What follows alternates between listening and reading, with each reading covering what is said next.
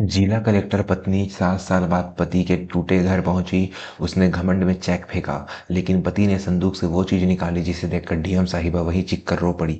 दोस्तों, यह कहानी उत्तर प्रदेश के प्रतापगढ़ जिले के एक छोटे से गांव रामपुर सा खास की जेठ की तपती दोपहर थी। सूरज आग उगल रहा था और गांव की धूल भरी पगडंडियों पर सन्नाटा पसरा था। तभी अचानक सायरन की गूंज ने उस सन्नाटा को चीर दिया। एक नहीं, दो नहीं, बल्कि 4 सरकारी गाड़ियों का काफिला धूल उड़ाते हुए गांव के पुराने बरगद के पेड़ के पास आकर रुका। गाड़ियों के ऊपर लगी नीली बत्ती और आगे लिखा जिलाधिकारी डिस्ट्रिक्ट मजिस्ट्रेट बता रहा था कि यह कोई मामूली दौरा नहीं है। गांव के लोग जो अपने खेतों और घरों में थे सहम कर बाहर निकल आए। प्रधान जी दौड़ते हुए आए, हाथ जोड़कर खड़े हो गए, लेकिन बीच वाली बड़ी गाड़ी का दरवाजा खुला और उसमें से उतरी सुलेखा वर्मा। जिले की नई डीएम, कड़क साड़ी, आंखों पर काला चश्मा और चेहरे पर वो रौब जो सत्ता और ताकत के नशे से आता है। सुलेखा ने गांव को नहीं देखा। उसने अपनी घड़ी देखी और अपने पीए से कहा, यहाँ गाड़ी यहाँ लगाओ, मुझे उस घर तक पैदल जाना है। पीए ने कहा, मैडम धूप बहुत तेज है, गाड़ी आगे तक जा सकती है। सुलेखा ने एक सख्त नज़र उसे दी और बोली, तुम्हें जितना कहा जाए उतना करो। सुलेखा आगे बढ़ी। उसके हाई हील्स की आवाज़ उस कच्ची सड़क पर अजीब लग रहे थे। वो किसी मुजरिम को पकड़ने नहीं आई थी ना, और न ही किसी विकास कार्य का जायजा लेने। वो आई थी अपने अतीत का मजाक उड़ाने। वो उस आदमी से मिलने आई थी जिससे 7 साल पहले उसने यह कहकर छोड़ दिया था कि तुम्हारी औकात मेरे सपनों के बराबर नहीं है। वो आदमी था माधव। रास्ते पर सुलेखा के दिमाग में वही पुरानी बातें चल रही थी। उसे याद था कि कैसे माधव ने उसे रोका था, कैसे उसने कहा था कि शहर की चमक दमक उसे सुकून नहीं देती। आज सुलेखा दिखाना चाहती थी कि देखो मैं कहाँ हूँ और तुम कहाँ हो। गांव के आखिरी छोर पर नीम के पेड़ के नीचे एक कच्चा खपरेला का मकान था। दीवारें मिट्टी की थी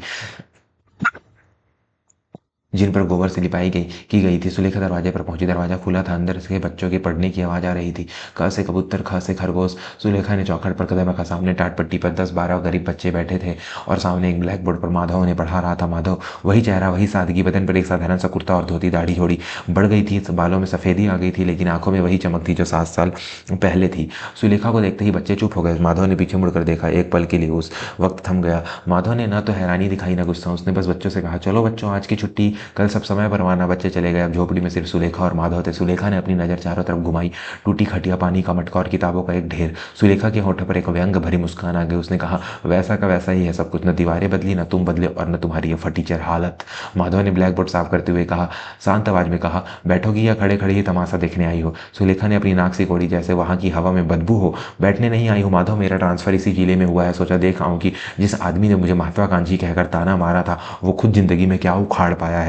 माधव मुस्कुराया। उसने एक लोटा पानी सुलेखा की तरफ बढ़ाया। सुलेखा ने हाथ से मना कर दिया, जरूरत नहीं है, मैं बस यह बताने आई हूँ कि मैं सही थी और तुम गलत। देखो मुझे माधव, आज पूरा जिला मेरे एक इशारे पर चलता है। मेरे पास बंगला है, गाड़ियां हैं, नौकर चाकर हैं, और तुम्हारे पास वही धूल, वही मिट्टी और यह मुक्त की मास्टरी। माधव चारपाई पर बैठ गया। उसने सुलेखा की आंखों में देखते हुए कहा, सुलेखा, बड़ा आदमी वो नहीं होता जिसके पास सत्ता हो, बड़ा वो होता है जिसकी जरूरत दूसरों को हो। मैं खुश हूँ। खुश? सुलेखा ने जोर से हंसा। इसे खुशी कहते हैं, अरे इसे मजबूरी कहते हैं। तुम अपनी नाकामी को संतोष का नाम मत दो। सुलेखा ने अपना पर्स खोला, उसमें से एक चेक बुक निकाली और पेन से एक रकम भरी। उसने चेक फाड़ा और माधव की तरफ मेज पर फेंक दिया। यह लो 5 लाख रुपए, छत पक्की करवा लेना और अपने लिए कुछ अच्छी कपड़े खरीद लेना। यह मत सोचना कि मैं मदद कर रही हूँ, यह बस समझ लो कि ये पुराने रिश्ते की भीख है, ताकि कल को कोई यह ना कहे कि डीएम का पूर्व पति भिखारी है। माधव ने उस चेक को देखा जो जमीन पर गिरा हुआ था। हवा से वो चेक थोड़ा फड़फड़ाया। दोस्तों, कहानी में भी एक ऐसा मोड़ आने वाला है जो आपके रोंगटे खड़े कर देगा, लेकिन उससे पहले अगर आप भी मानते हैं कि रिश्तों की अहमियत पैसों से बढ़कर होती है तो अभी इस चैनल को सब्सक्राइब करें और बेल आइकन दबाएं, ताकि हम ऐसे ही कहानियां लाते हैं जो सीधा दिल पर दस्तक देती है। माधव ने झुककर वो चेक उठाया। सुलेखा को लगा कि माधव अब उसका शुक्रिया अदा करेगा। उसकी आंखों में चमक आ गई। वो अपनी जीत महसूस कर रही थी, लेकिन माधव ने चेक को मोड़ा नहीं। उसने उस हाथ में लेकर सुलेखा से कहा, सुलेखा, तुम्हें लगता है कि तुम्हारी पढ़ाई, तुम्हारी कोचिंग और दिल्ली में तुम्हारे रहने का खर्चा तुम्हारे पिताजी ने उठाया था? सुलेखा के माथे पर लकीरें उभर आई। मतलब जाहिर सी बात है, पापा ने खेत बेचा था मेरे लिए। माधव ने एक गहरी सांस ली। वो अपनी पुरानी लकड़ी की संदूक की तरफ बढ़ा, उसका ताला खोला और उसमें से एक पुरानी पीले पड़ चुकी डायरी और कुछ गिरवी रखे हुए कागजात निकाले। उसने वो कागज सुलेखा के हाथों में थमा दिया। यह क्या है? सुलेखा ने चिढ़ते हुए पूछा।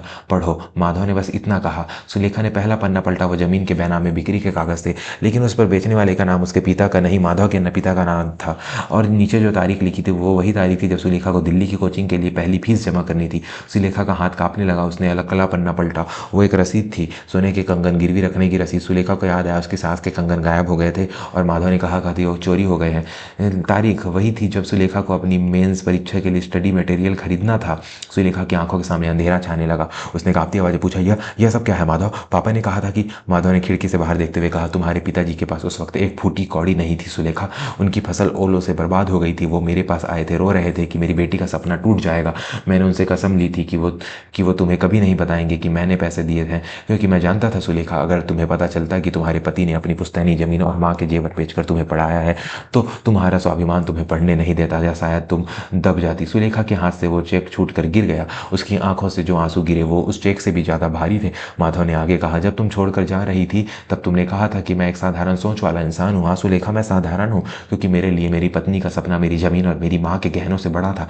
मैंने तुम्हें इसलिए नहीं रोका क्योंकि मैं चाहता था तुम उड़ो, भले ही उस उड़ान में मैं पीछे छूट जाऊं। सुलेखा के पैरों से जैसे जमीन जान निकल गई हो, वहीं उसी मिट्टी के फर्श पर घुटनों के बल बैठ गई। जिस फर्श को वो गंदा कह रही थी आज वही उसे अपनी औकात से ऊंचा लग रहा था। वो जिसे भिखारी समझकर 5 लाख का चेक देने आई थी, वो आदमी तो इतना बड़ा दाता निकला जिसका कर्ज वो 7 जन्मों में भी नहीं उतार सकती थी। उसने रोते हुए माधव के पैर पकड़ने चाहे, लेकिन माधव पीछे हट गया।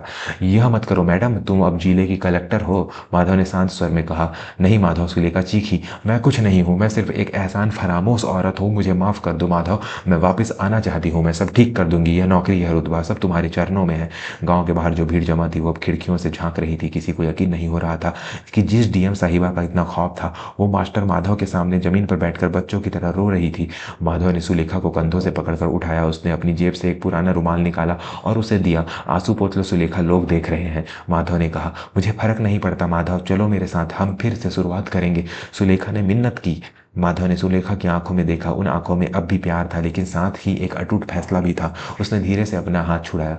देर हो चुकी है सुलेखा, माधव ने कहा। बहुत देर? क्यों, क्या तुम मुझसे नफरत करते हो? सुलेखा ने पूछा। नहीं, माधव ने मुस्कुराते हुए एक दर्द भरी मुस्कान के साथ कहा। नफरत होती तो शायद साथ जाने की सोचता भी, शिकायत होती तो लड़ता, लेकिन सुलेखा, जिस दिन तुम मुझे छोड़कर गई थी उस दिन तुमने सिर्फ एक पति को नहीं छोड़ा था, तुमने उस भरोसे को तोड़ दिया था जो मैंने तुम पर किया था। मैंने पैसे दिए, जेवर दिए, सब कुछ दिया, लेकिन बदले में मुझे क्या मिला? तुम्हारा यह ताना कि मेरी सोच छोटी है। माधव ने जमीन पर गिरे उस 5 लाख के चेक को उठाया और उसके 2 टुकड़े कर दिए। यह पैसा तुम रखो, तुम्हें इसकी ज्यादा जरूरत है, क्योंकि तुम्हें लगता है कि इससे इज्जत खरीदी जा सकती है।